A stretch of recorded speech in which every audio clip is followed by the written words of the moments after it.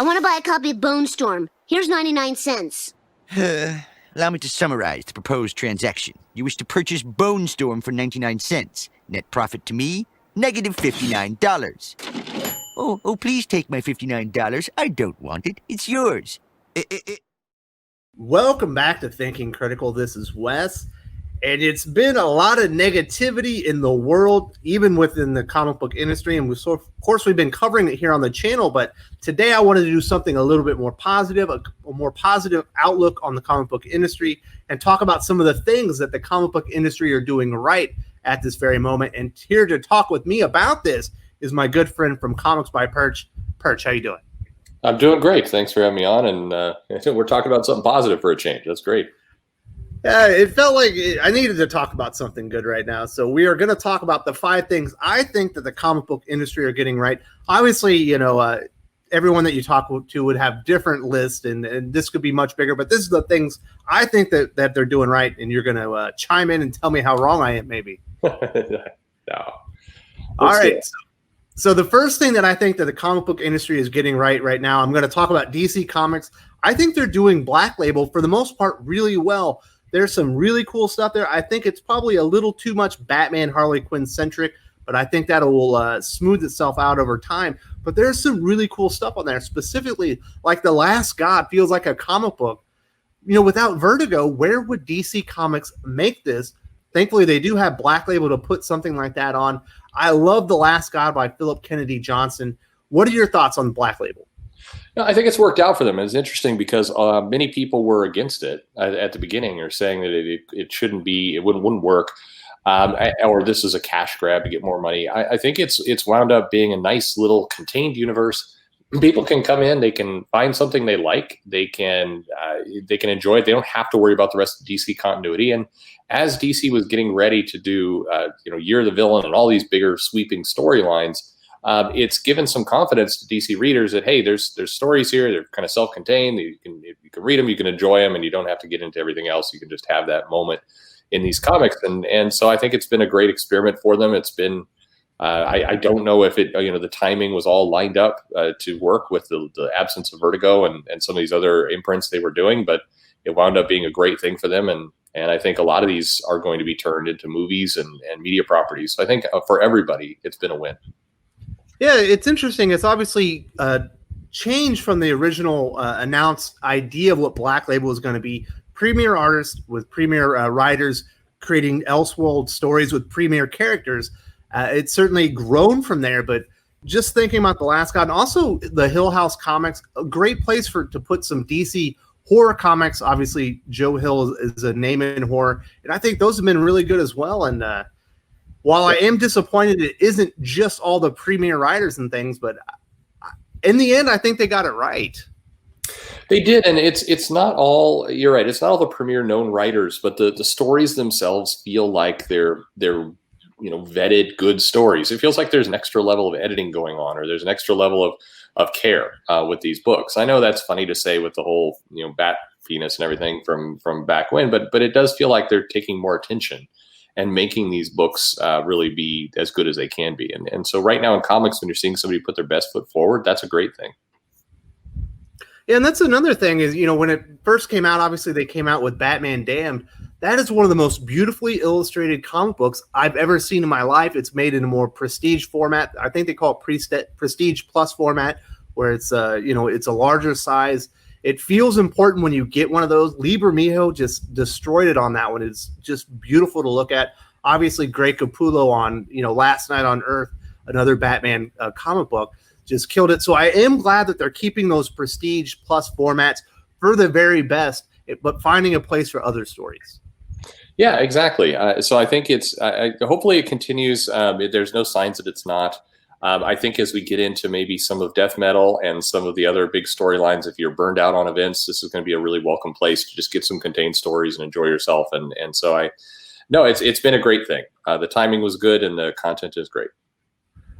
All right, so let's move on to the second thing I think the comic book industry is doing right now. We're going to go over to Marvel, and I am really digging that they're bringing all of these classic writers and putting them back on a lot of the important characters that they worked on. Obviously, we've got Dale Keown and Peter David working with Hulk.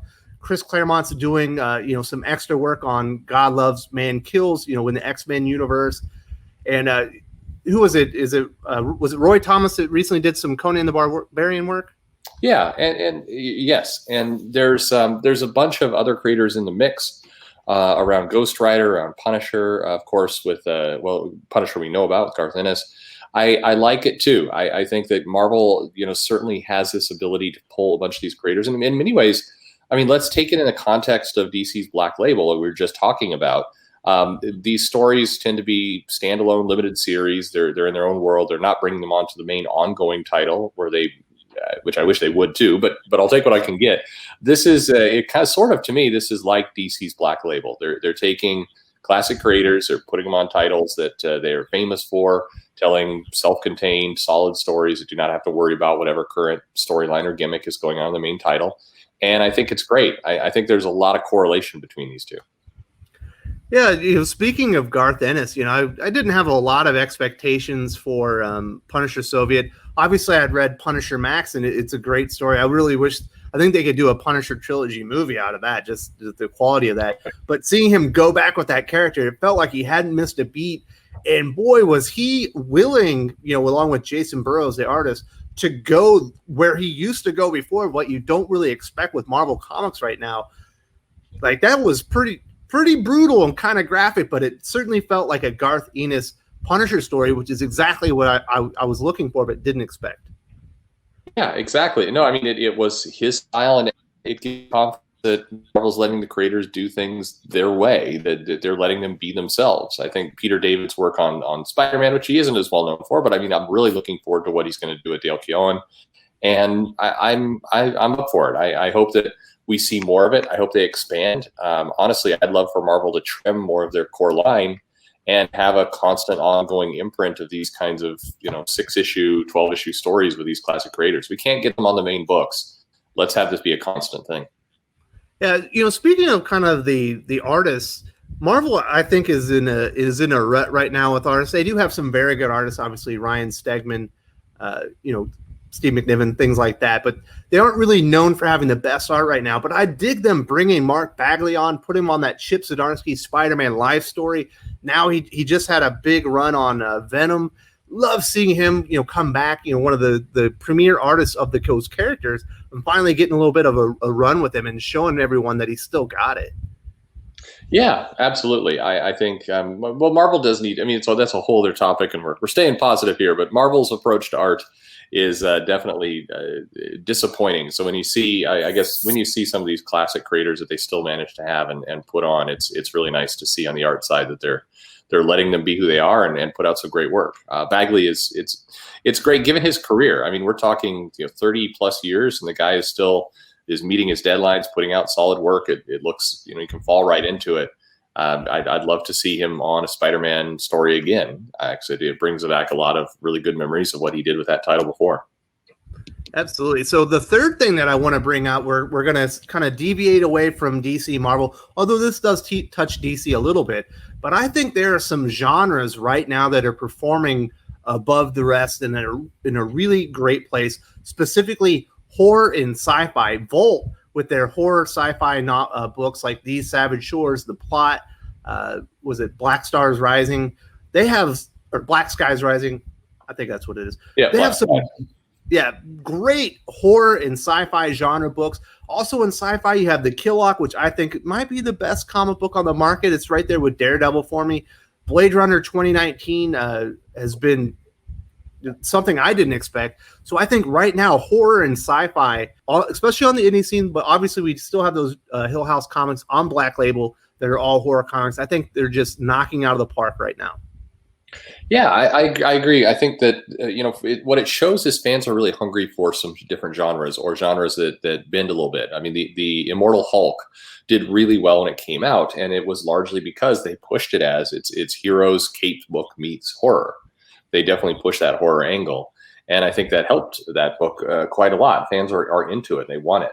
But on the indie scene, you're seeing people really go for these new genres, and I think what we've seen in the last 20 years or so is a lot of the indie books, the genre that they all would be like coming of age slice of life. that's the genre, and that's it. It would be.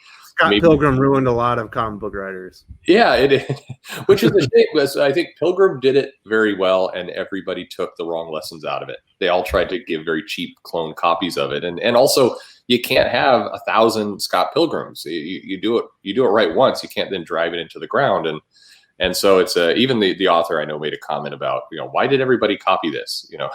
They didn't seem to even read the book, but I think that it's been great to see the indies show that no, actually they can do horror, they can do sci-fi, they can do something else besides some kind of shoddy backdrop of a burglary or a crime, or people finding out they have powers for the first time and having it being a coming of age romance type style book. I do think romance as a genre is one we're going to see come into its own over the next couple of years. I think there's a few different things that we're going to see. So. I love the fact that we're experimenting more with genres, and I think it's going to be great for the industry. Yeah, and I like that some of the bigger publishers are taking notice. Obviously, Ram V.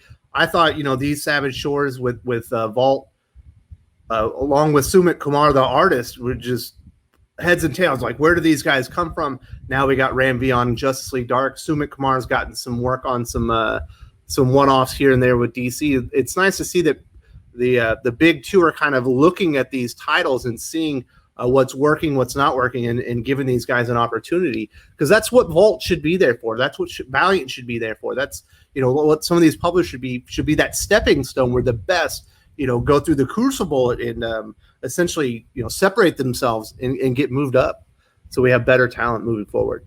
Yeah, absolutely. So I think this helps everyone. I think we're going to see some people differentiate themselves as being really masters of different genres, and that's healthy. Definitely healthy. All right, so the fourth thing, these last two are a little bit more generic. Obviously, I talked about something specific with DC, something specific with Marvel, and then a genre that I think the indies are really killing it with. But another thing that I think the comic book industry continues to do. It would have been very easy for them to just fall in line and try and just follow the leader with the movies, because there's so much more well-known, or even the television shows, streaming shows. But I still think the storytelling in comic books far exceeds what we're seeing on the big screen, on the little screen, in streaming, as far as stories connecting back to continuity, Easter eggs of things that we've seen in the past. And I don't see that going away, even though I think the writing quality in comics has decrease a little bit as far as the medium goes. I still think we're getting better stories. Yeah, I think on the whole it's true. I mean, we're getting a lot more comic stories, so it's easier to say, okay, for every one movie we've got 100 comics, more than that probably even, and so you can generally find better comics in that list. If you took the worst of the comics you compared against the movies, I don't know, probably that breaks down. But the fact that we have such a large volume of comics, you do have a big batch of material that people can read.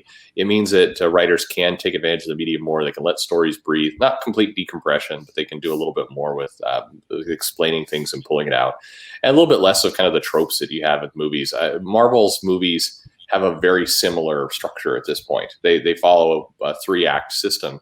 And so comics being able to go beyond that and do beyond that, I think they are doing better. And what surprised me is with the streaming services and with some of the animation projects and places where you're not confined to a 2-hour movie, why the Netflix and those shows haven't taken better advantage of that medium is surprising to me. You'd think that they would really be able to lean into what makes the comics better in that case, but they don't. They stick to still the same old formula, just stretched out across 8 episodes. So I agree with you. I think comics are doing it better on the whole.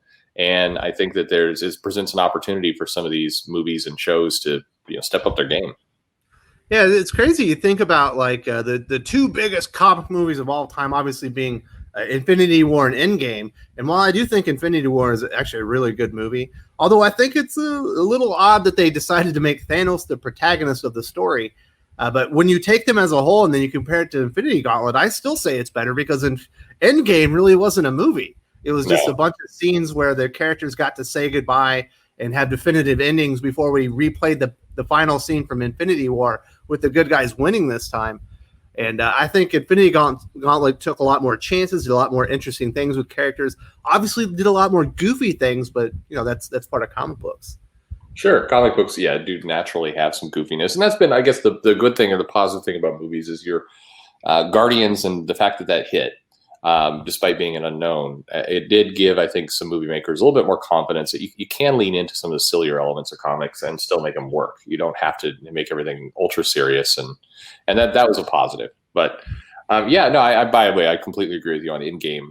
It certainly was a celebration and a spectacle for a lot of fans. They watched it, and I remember watching it and being like, oh, this is great. It felt like a celebration. It wasn't a movie though. Like if you sit down and watch it again, you're like, oh, I'm getting a bunch of highlight scenes and I'm getting a bunch of payoff to things I've been waiting for, and that's cool. It's nothing wrong with that. I made a ton of money. It was nice to see, but if you really sit down and try to analyze it as a story, it's not really there. No, not really. I enjoy it for what it was. It's an opportunity to say goodbye to Captain America, say goodbye to Iron Man, close up some loops. I thought we were going to say goodbye to Thor as well until there's a scene there where I think he did get to talk to his mom, but you could tell that Thor was going to make it. But other than that, no, it was just, I like the final battle though. That thing was amazing. That was like spectacle at the highest level.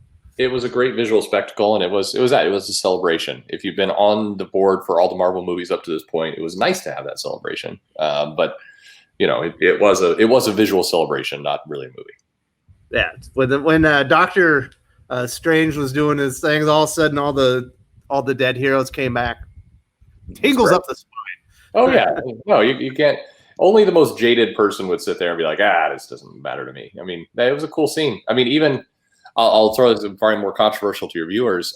When they're fighting and things are kind of hairy and everything else, and suddenly the cannons go up and the ships are trying to figure out who's attacking them for space, and Captain Marvel comes in and blows some stuff up.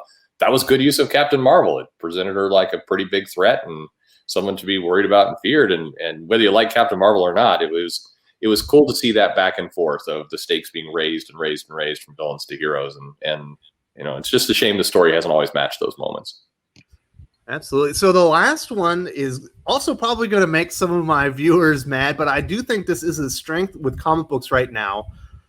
They might take it too far from time to time, but there's literally a comic book for everybody.